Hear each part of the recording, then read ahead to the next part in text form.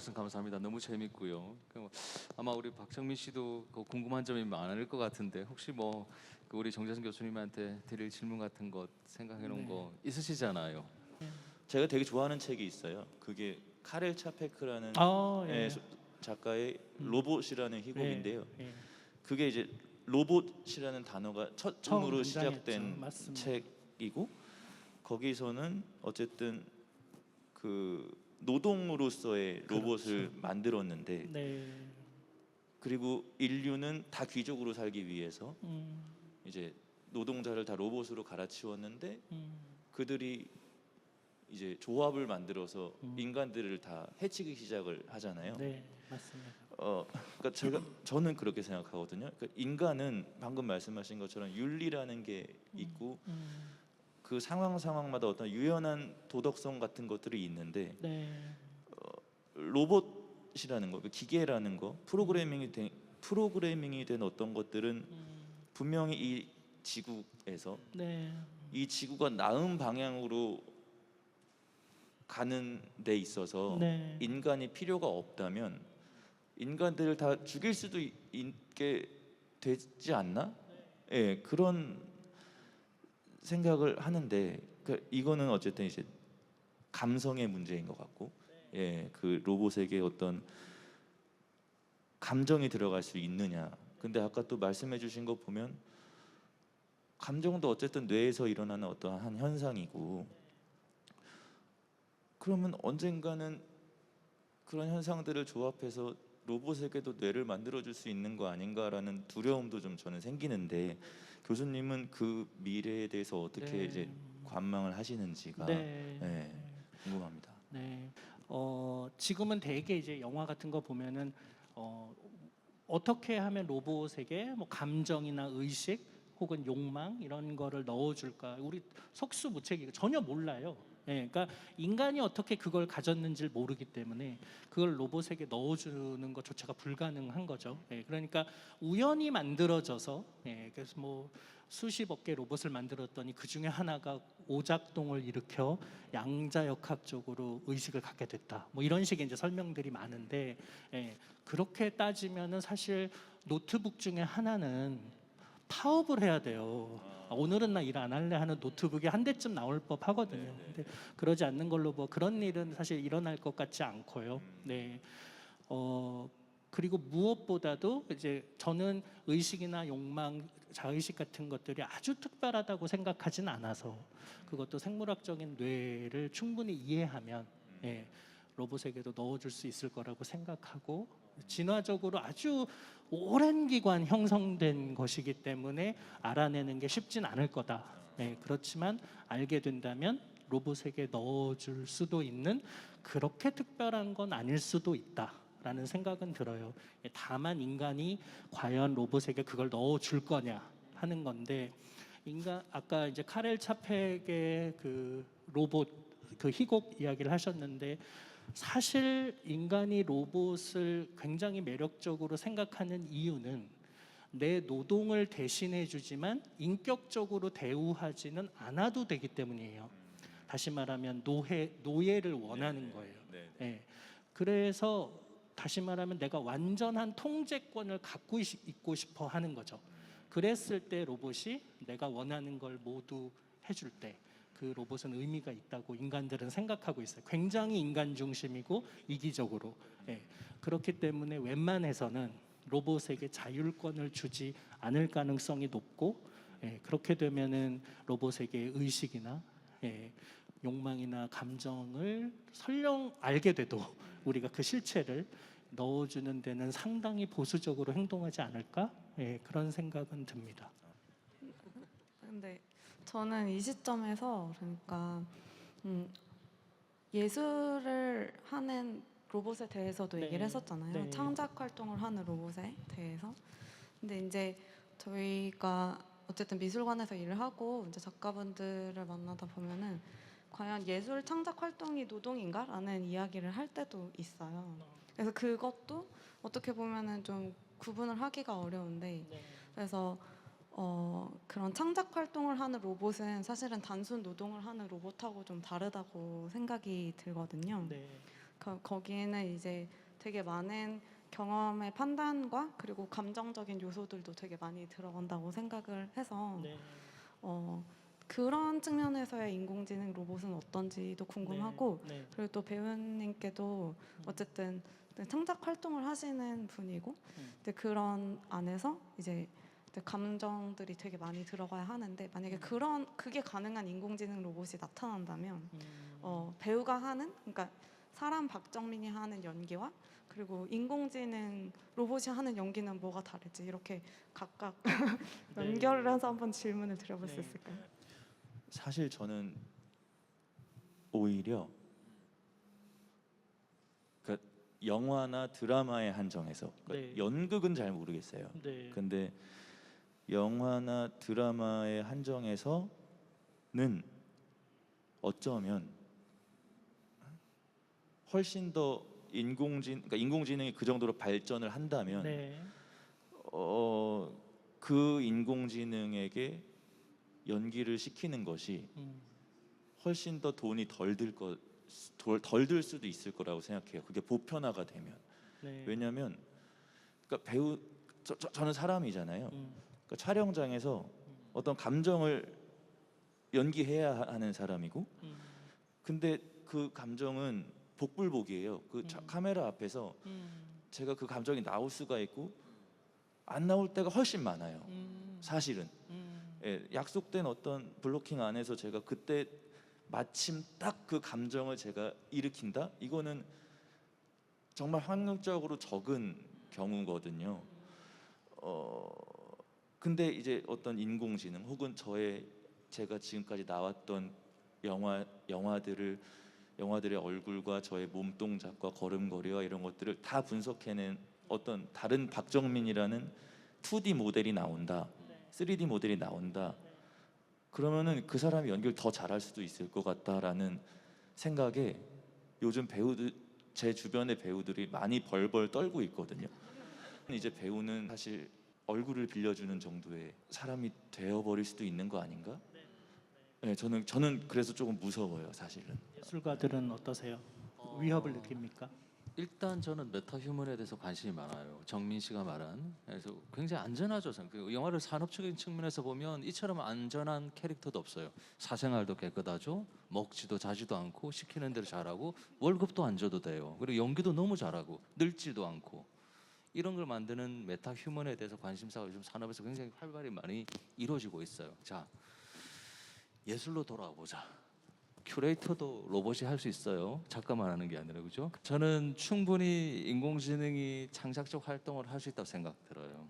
하지만 아주 우리가 과학적으로 설명 안 되는 미묘한 부분도 생겨날 거라고 생각 들어요. 왜냐하면 우리가 작업하는 데 있어서 아까 말씀하셨다시피 뇌에서 먼 곳에 있는 정보들이 서로 전기적 신호를 이용해서 어떤 창의적인 어떤 그 결과물을 만든다. 굉장히 설득력이 있어요.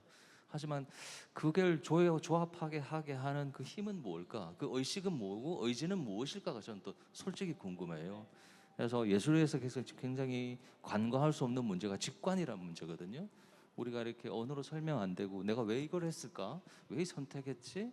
내가 이때 왜 이런 물감을 이렇게 그렸을까?라고 이렇게 설명 안 되는 어떤 직관적 요소는 그것 AI가 할 수 있을까? 네. 라는 어떤 그런 궁금성은 있어요. 네. 네.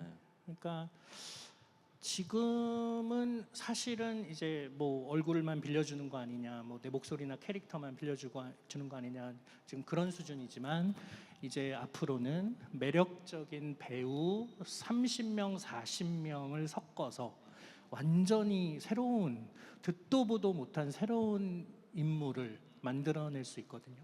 그리고 딥페이크라는 기술 가지고 세상에 매력적인 광고 모델 서너 명만 섞으면 초상권을 요구하지 않는 광고 모델을 만들 수 있고요.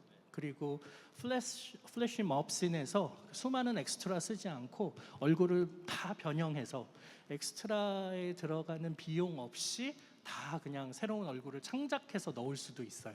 그러니까 이제 그런 미래가 가능하죠. 근데 그 중에서도 이제 가장 핵심이 되는 건 그러면 예술적 동인. 내가 창작을 하고 뭘 표현하고 싶나? 그것마저도 인공지능이 가져갈 수 있나? 이제 이런 영역까지 아마 남아 있을 텐데 가끔 그런 생각을 해보거든요. 그 코끼리 그림 그리는 코끼리 아세요?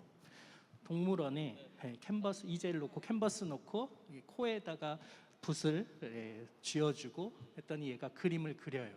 예.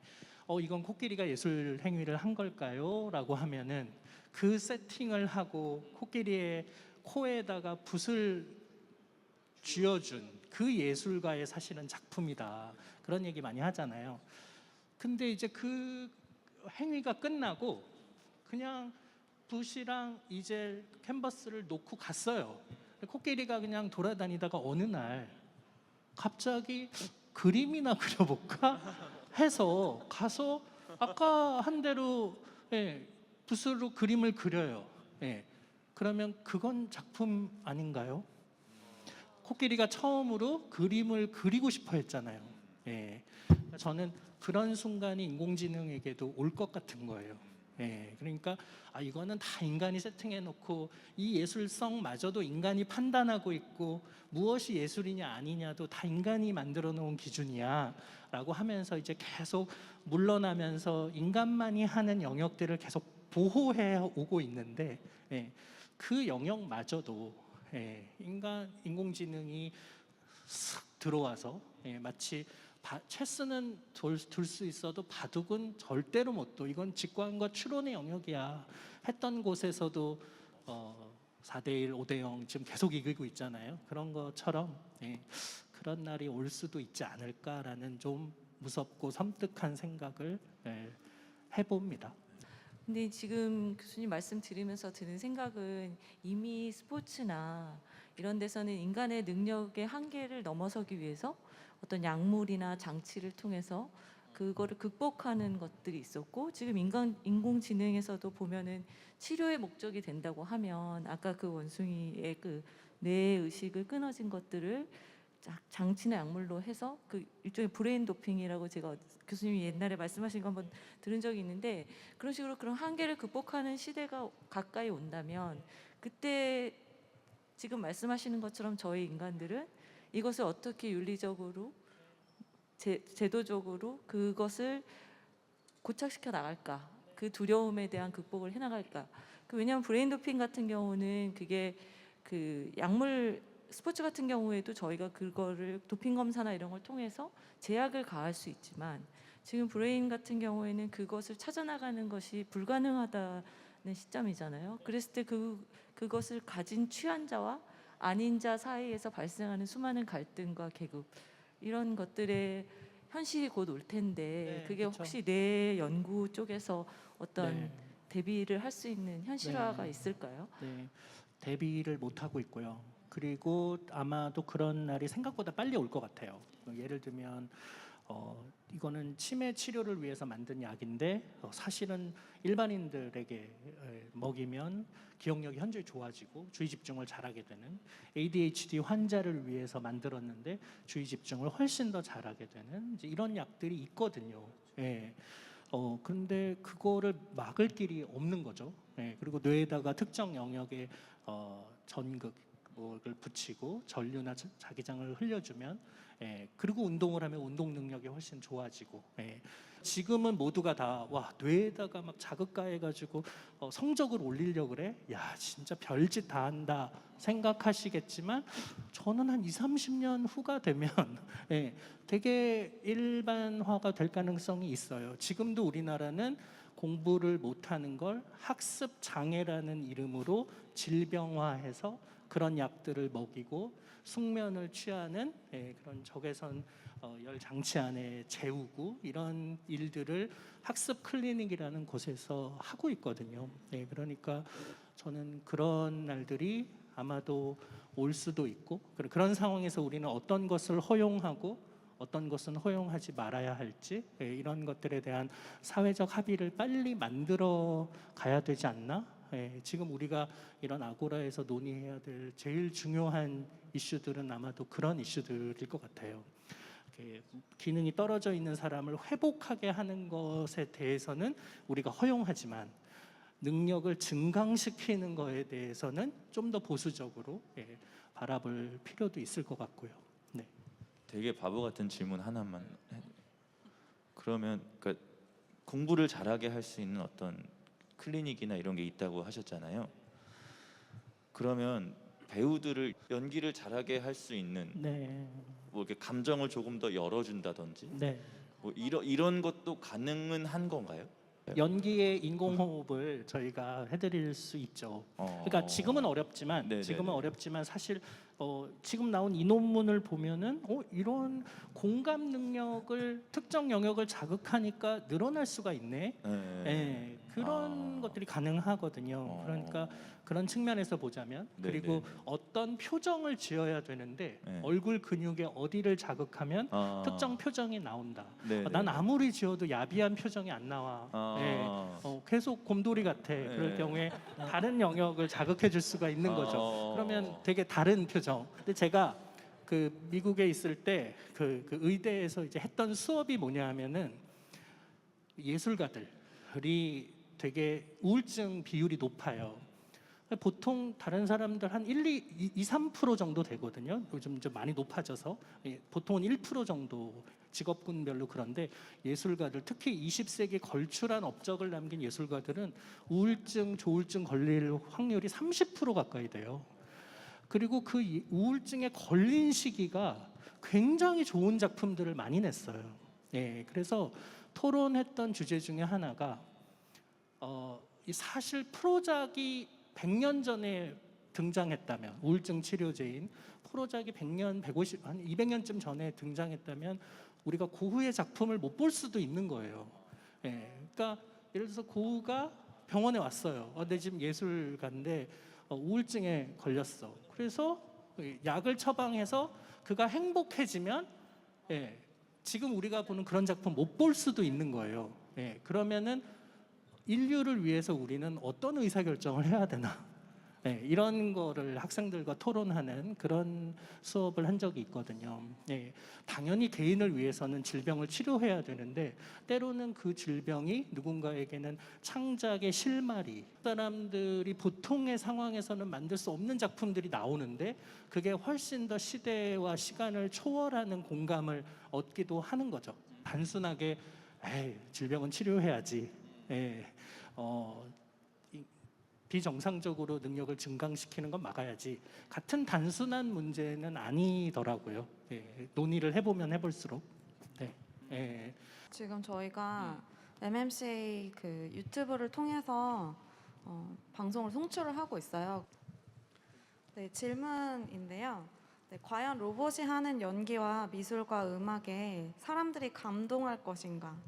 그러니까 고뇌하는 예술가의 성실성이나 고민에서 비롯되는 감동, 우연에서 비롯되는 예술의 측면, 그리고 어떨 때는 재능이라는 영역에서 비롯되는 신비로움 때문에 사람들이 예술을 아직도 흥미롭게 느끼는 것인데 그 고유성이 없는 것을 과연 사람들이 흥미로워할 것인가? 라는 질문을 하고 싶습니다. 라고 올려주셨는데 배우님께서 먼저 한번. 사실 저는 가능하다고 생각합니다. 아까 말씀하셨던 것처럼 알파고, 그러니까 예를 들어서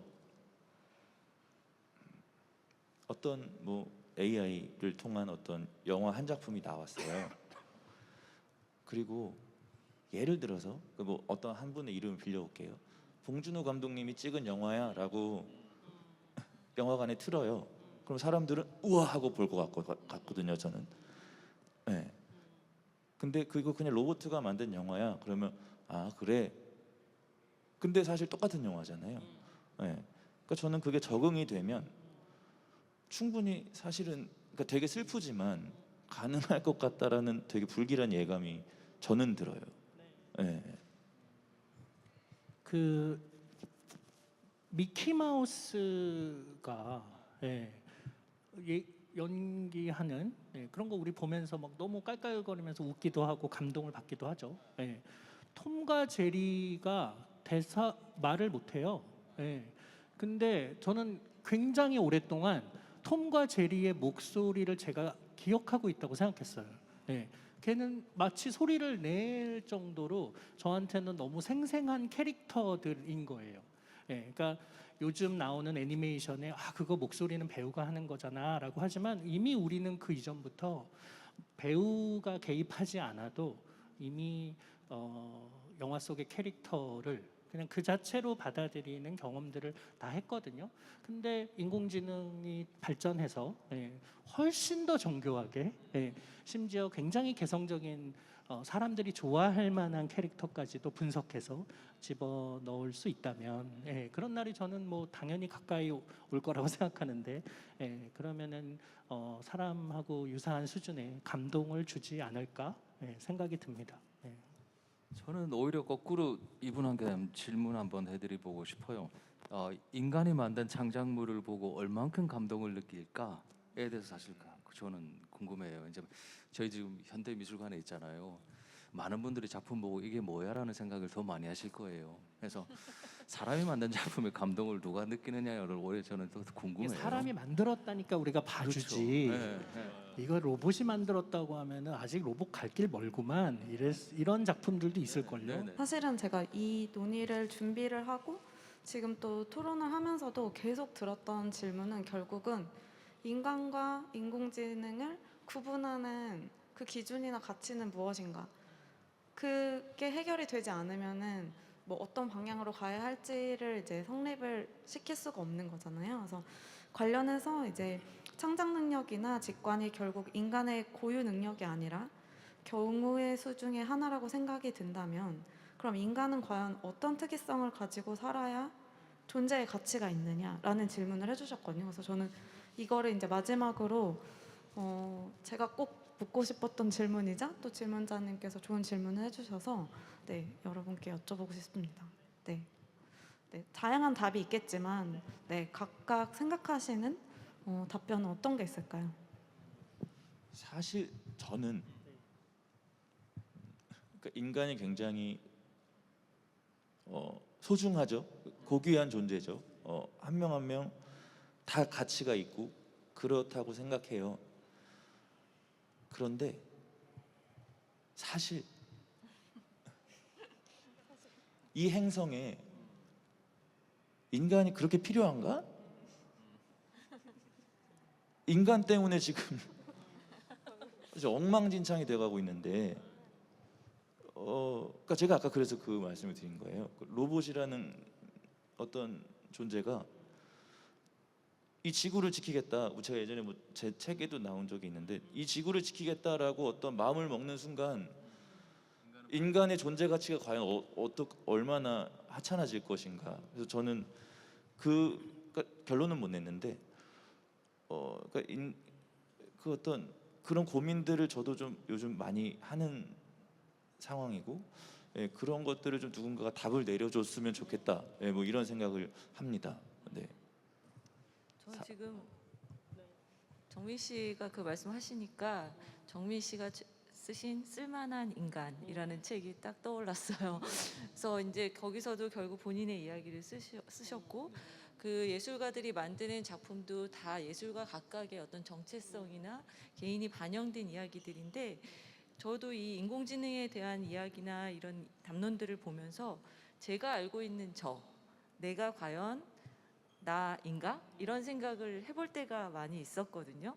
제가 저 스스로 알고 있다는 건 제 뇌 속에 알고 있는 저의 경험, 모습, 이거를 제가 저라고 생각하는데 이 지금 인공지능이나 이 뇌에 대한 연구를 하는 입장에서 객관적으로 그것들이 데이터화 된다고 생각을 하면 어떤 조작이나 어떤 자극이나 그 형태에 따라서 전혀 내가 나를 알고 있는 것과 다른 내가 또 존재할 수 있겠구나 이런 생각을 들었었거든요. 그래서 그건 충분히 가능할 수 있다고 생각하지만 아직은 인간적인 입장에서는 그 고유성이나 자기가 자기라고 생각하는 이 부분을 지키고 싶은 것이 우리 윤리에서 굉장히 중요한 게 아닐까 그런 생각이 좀 듭니다. 저는 진짜 궁금한 게 있어요. 나는 오늘 왜 그 말했지? 막 그 사람 만나서 막 이렇게 후회하고 막 안 했으면 좋았을 걸, 시간 돌리고 싶어, 이런 것들이 많잖아요. 그래서 반성하고 실수하고 성찰하고 이런 것들이 어떤 인간의 아주 그 가진 고유의 어떤 캐릭터라고 저는 생각해요. 근데 인공지능 같은 경우에는 수많은 데이터가 이미 입력이 돼 있고 그 실수를 줄여가는 게 그 걔의 역할이고, 그래서 실수를 하지 않고 후회하지 않는 어떤 인공지능이 나온다면 인간과는 굉장히 이렇게 상이하고 다른 어떤 그런 맥락이 나오지 않을까라는 궁금해서 했어요. 그 저희 연구실에서 하는 주된 연구들이 지금까지 인간은 잘하고 있는데 인공지능은 하지 못했던 영역들을 어떻게 인간의 뇌로부터 힌트를 얻어서 그걸 메울까, 그런 일들을 하고 있어요. 그래서 그런 실망이나 후회를 하는 인공지능은 이미 만들어져 있고요. 예, 그래서 우리보다 훨씬 더 학습 능력이 훌륭하고, 선택하지 않은 것들을 시뮬레이션해서 다음에는 저걸 선택하는 게 더 좋았겠네 같은 걸 빠르게 학습하는 그런 인공지능도 이미 만들어져 있고요. 저는 아까 이제 그 하계사님이 던진 질문과 연결되어 있고 세 분 말씀하신 거랑 연결이 되어 있는데, 그럼 도대체 인간은 뭘 해야 되는 거지? 인간은 결국은 뭐가 남아 있는 거지? 이런 거의 남아 있는 게 없는 건가 싶기도 한데, 이것이 예술이냐 아니냐, 혹은 훌륭한 예술이냐 아니냐를 판단을 하는 데는 아주 절대적으로 그 시대 정신이나 사람들이 판단의 가치 기준, 가치관 같은 것들이 있어야 돼요. 그러니까 아무리 기술적으로 잘 만들어도 거기에 의미를 부여할 수 있어야 되는데 그 의미는 굉장히 인간적이더라고요. 그러니까 아주 절대적이고 보편적인 그런 윤리 혹은 가치라는 것이 세상에 존재하지 않고 그건 인간이 만들어낸 거라서 인간의 합의에 의해서 계속 시대별로 바뀌어 왔고, 지금 예술도 이게 훌륭한 예술이냐 아니냐도 지금 이 시대 동시대에 그거를 결정하는 사람들의 판단과 합의에 의해서 이루어지고 있잖아요. 그러니까 그 안에 로봇이 들어올 수 있냐, 그거 사실 상당히 어려운 일일 거라고 생각이 들어요. 그러니까 그 가치관을 만드는 일, 판단의 기준을 만드는 일, 그거는 여전히 이제 인간이 그거를 꼭 잡고 있는 것 같고요. 호기심 같은 거, 제 연구실에 학생 한 명이 이제 호기심 연구로 박사를 받고 있는데, 사람한테는 이 호기심이라는 게 너무 당연한 기능이에요. 끊임없이 질문을 던지고 그 질문에 대해서 자기가 스스로 답을 찾아가고 그 질문의 답이 너무 궁금하고, 이게 이제 호기심인데 로봇에게는 호기심을 부여할 수가 없는 거예요. 우리 집 청소 로봇이 이 화분을 2층에서 떨어뜨리면 어떤 일이 벌어지지? 너무 궁금하네 하고 2층에서 화분을 던질 수가 없는 거죠. 그러니까 로봇의 호기심은 매우 제한될 수밖에 없는 거예요. 사람은 누군가를 해하는 호기심을 할까봐 교육을 열심히 시키는데, 로봇은 어떻게 할지 모르는, 어떤 행동을 할지 모르니까 호기심이라는 능력을 부여하기 어려운데, 예술의 많은 영역들이 확장되어 온 과정들을 보면 금지된 것들이 이게 왜 금지되어야 돼? 그것을 끊임없이 여기까지만 예술이었어 하는 것들을 왜 여기는 안 돼? 라고 하면서 계속 넓혀왔잖아요. 그 예술적 호기심, 그리고 과감하게 그걸 시도하고, 그리고 수많은 그 시대 정신과 싸워가면서 새로운 시대 정신을 만들고 하는 이제 그런 일들이 아직은 인공지능이 갈 길이 먼, 진입하지 못하는 영역들인데, 그 영역들을 우리가 어떤 방식으로 잘 정의하느냐, 그런 게 지금 인간에게 남아있는 몇 안 되는 영역 같습니다. 네. 네, 말씀 감사드립니다. 사실 오늘 인공지능 로봇은 우리에게 어떤 존재로 진화할 것인가라는 주제로 모바일 아고라 세 번째 프로젝트를 진행을 했는데요. 이게 바로 지금 저희 전시에서 말하고자 하는 어떤 모바일 아고라의 의의가 아닌가 싶습니다. 이제 하나의 주제를 가지고 각각의 다른 분야의 전문가들이 모여서 이야기를 듣다 보면 정말 그 질문이 끝이 없잖아요. 모두가 같이 그런 가치들을 좀 공유해 볼 때 우리가 좀 더 나은 사회로 갈 수 있지 않을까라는 생각이 좀 들고요. 네, 마지막으로 박정민 배우님, 문경원 전준호 작가님, 그리고 정재승 교수님 참여해 주셔서 정말로 감사드립니다. 오늘 프로그램은 이것으로 마치도록 하겠습니다. 감사합니다. 감사합니다.